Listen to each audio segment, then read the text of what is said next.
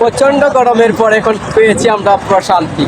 চলে আসছি সিলেটের ঐতিহ্যবাহী এবং আমাদের ঐতিহাসিক এখন বর্তমান যুগের সেই সেলফি ব্রিজে। এই সেলফি ব্রিজের সৌন্দর্য বাড়িয়ে দিয়েছে এই সুন্দর একটি রাত। তার সাথে রয়েছে শিরশির বাতাস, যা আমাদের মনে এবং প্রাণে এক প্রশান্তি জাগিয়েছে। তো আমরা হাঁটতেছি এই রাত্রের আধারে ব্রিজে। তো চারিদিকের পরিবেশটা বেশ মনোমুগ্ধকর।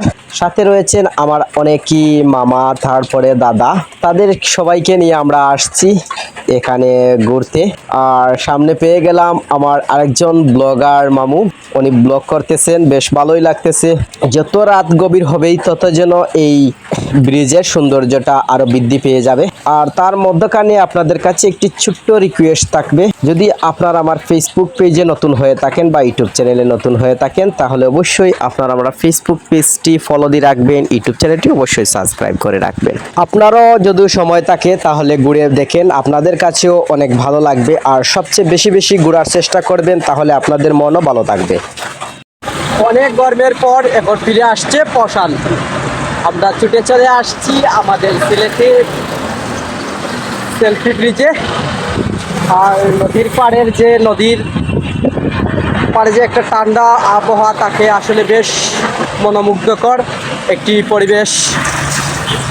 বেশ ভালোই কাটতেছে আমাদের আজকের এই সময়টা। সঙ্গে রয়েছেন আমার অনেক বন্ধু এবং সঙ্গে রয়েছেন আমার মামা এবং আরও দাদা।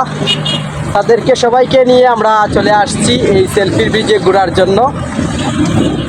অবশ্যই আপনারা আমাদের সঙ্গে থেকে সম্পূর্ণ ব্লগটি উপভোগ করুন। এতক্ষণ অনেক সুন্দর মুহূর্ত আমরা কেটিয়েছিলাম, আর এখন হঠাৎ করে বৃষ্টি চলে আসছে।